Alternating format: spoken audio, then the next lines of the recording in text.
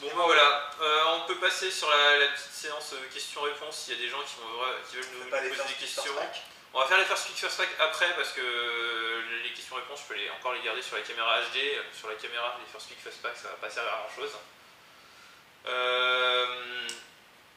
On peut continuer à parler un peu de type 2 le temps que les questions arrivent s'il y en a. Sinon on fera les first pick first pack juste derrière.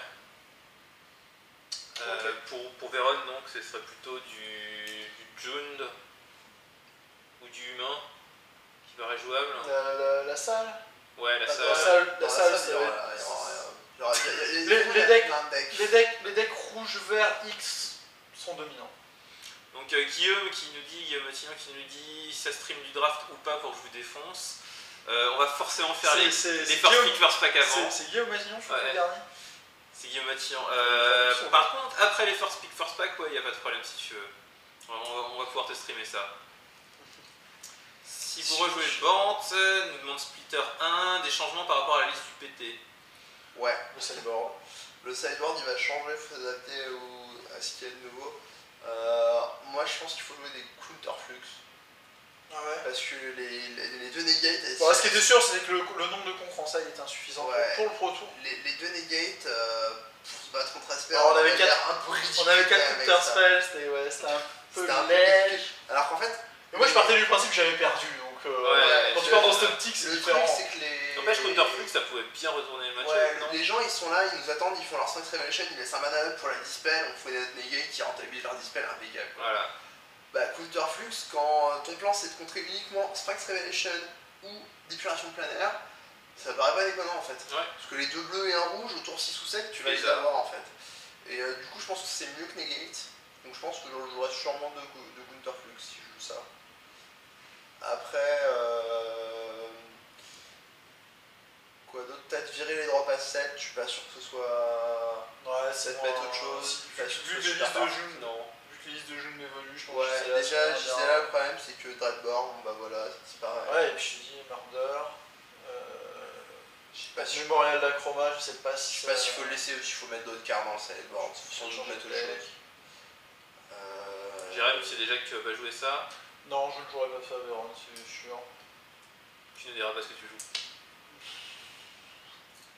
T'es pas obligé de le dire. Hein. Mais... Ouais, ça me va très bien si tu bon, a priori, ce sera pas un deck que je vais créer moi-même. Ouais. Pour une fois.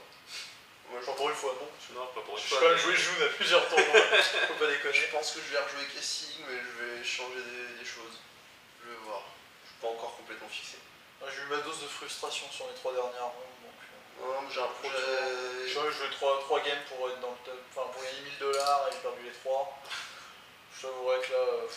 Moi j'ai perdu 7 games pour gagner 1000$. Mais c'était tellement horrible ce 1-7 en jour 2.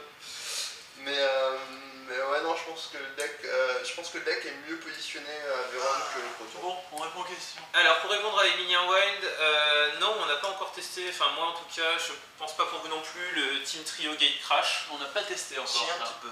On a fait quelques money. Ouais, les drafts, mais le scellé. Ah non, du scellé, on n'a pas testé. Non, le scellé en Team Trio. Par contre, c'est faisable à un moment ou à un autre. On avait Moi, commencé à y réfléchir. On avait commencé à réfléchir, mais c'était que théorique. Ouais, alors sur je pense que les decks vont juste. Théorique. A priori, les decks vont être parfaits. Ouais, en gros, l'idée c'est de maximiser les. Si on se rapproche, je recule le micro. C'est de maximiser à fond les capacités de guild. Donc je pense faire un deck Evolve parfait, faire un deck Exort parfait. Et voir sur un bataillon ou un deck avec 6 ou 7 bêtes Blood Rush quoi. Ouais, donc on verra bien, mais bon.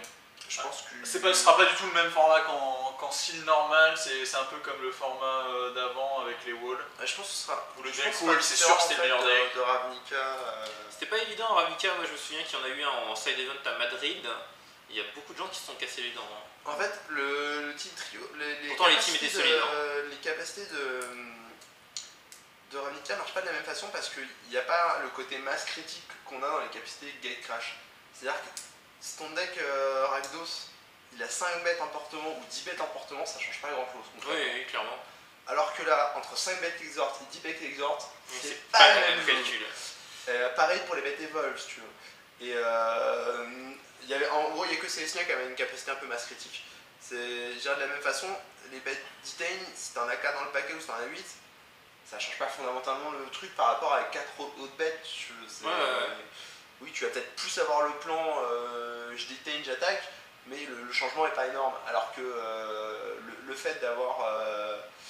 Pour les capacités Evolve et principalement pour Evolve et pour Extort. Et pour Extort, c'est vraiment des capacités masse critiques où si t'en as une ou deux dans le deck, c'est pas terrible.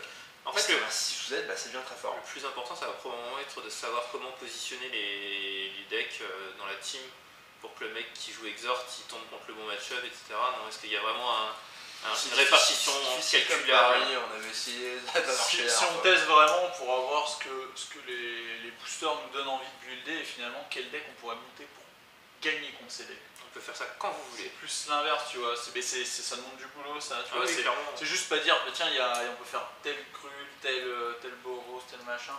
Je pense qu'il faut plutôt voir les decks, comment on peut les monter pour battre tous ces jeux-là. Parce qu'on sait comment ils vont être montés les decks. Ça va être les decks parfaits all-in pour Boros, ça va être les decks 1000 exort, 1000 anti-bet pour l'autre. Peut-être qu'il y a moyen de monter plus, ça se trouve 3-4 couleurs, ou 3 tricolores, avec que des trucs justement pour gagner contre ces jeux-là. C'est peut-être possible, hein. Ouais, peut-être. C'est peut-être moins aléatoire que finalement faire comme tout le monde et gambouler sur Lyon. Globalement, les decks sont beaucoup plus forts qu'en temps 3000. Parce que je pense que le pool est vraiment important, quoi. Il y a moyen de laisser toutes les 3 2 pour 2 au sideboard et de se dire bah non, on va faire un autre plan.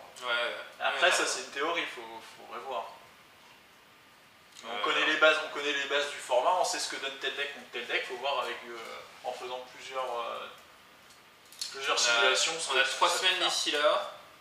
On a à peu près du matos pour pouvoir se préparer. Parce qu'on a une semaine sur Vérone. Ouais, vous avez une semaine sur Vérone d'abord, parce que moi je vais pas pouvoir y aller à Vérone. Il y a Jeannot qui demande quelle va être la... Question de mouche, mec. Question de mouche.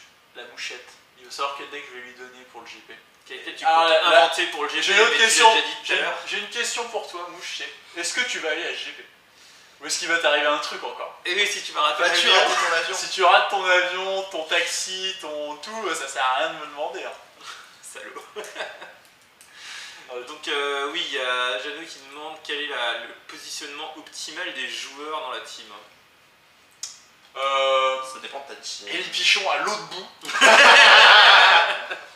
Et Pierre d'Agent en tampon au milieu. C'est mon plan.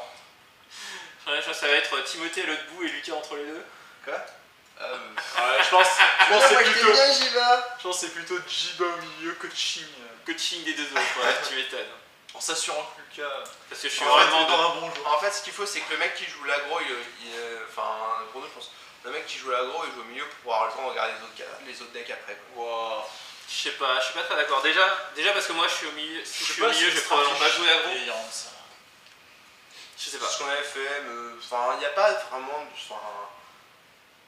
Il n'y a pas de vérité générale là-dessus. Après, il y aura peut-être la technique Bayon Timothée, histoire qu'il chante pas. Ça pourrait aider à se concentrer. Ça, je promets rien.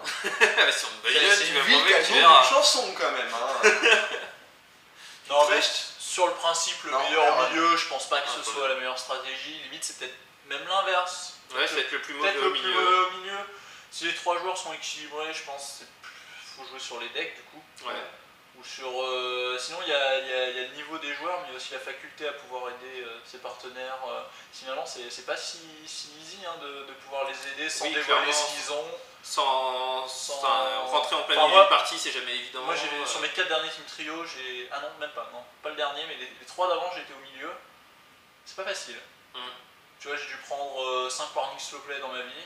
Je crois que les 5 étaient en team trio. Donc, c'est pas évident, tu vois.